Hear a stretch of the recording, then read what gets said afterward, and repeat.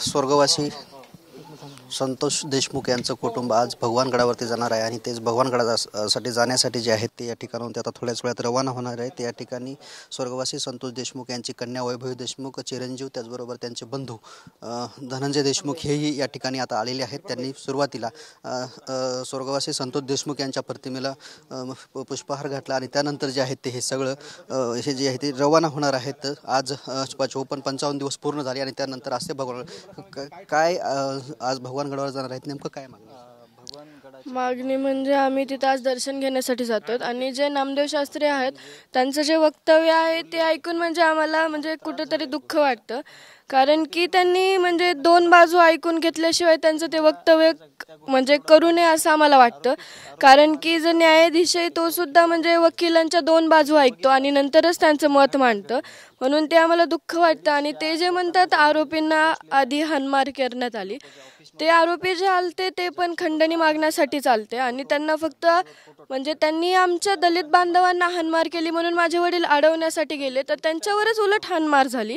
त्यासाठी म्हणजे त्यांना वाटतं की त्यांना हाणमार झाली म्हणून त्यांची मानसिक स्थिती बदलली आणि त्यांनी माझ्या वडिलांची हत्या केली। तर मला इतकं वाटतं त्यांची जर फक्त हाणमार झालती ना, माझ्या वडिलांच्या अंगावर आज किती वार आहेत, मग ते का त्यांना दिसले नाहीयेत?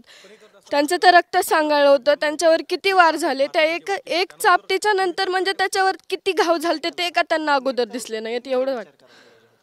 खरं तर वैभवी ते बोलताना असं म्हणाले की जे शिक्षणाची जबाबदारी असं सगळी जबाबदारी भगवानगड म्हणजे उचलायला तयार आहे, तू काय सांगशील याबाबत? तर चाचाच निर्णय घेईल काय घ्यायचं ते, पण तर आम्हाला एवढं याचं दुःख वाटतं की त्यांनी फक्त आमची एकदा बाजू ऐकून घ्यावी आणि नंतर त्यांनी त्यांचं वक्तव्य करायला पाहिजे।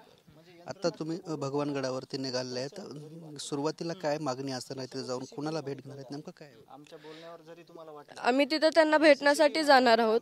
म्हणजे समजा आमची जसं आरोपींनी समजा त्यांना म्हणजे सांगितलं असेल की असं असं घडलंय, माझ्या वडिलांचे म्हणजे त्यांच्याबद्दल जी घटना घडली आहे आम्ही ती त्यांना सांगण्यासाठी जातोय, मग ते ठरवतील नंतर काय वक्तव्य करायचं ते।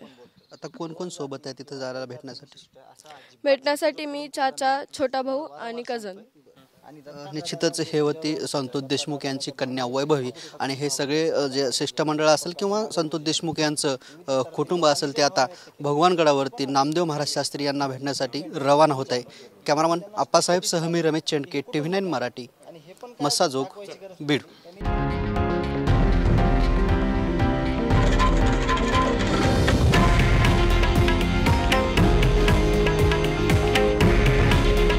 हे आहे देशातील नंबर 1 न्यूज नेटवर्क आणि आपण पाहत आहात TV9 मराठी।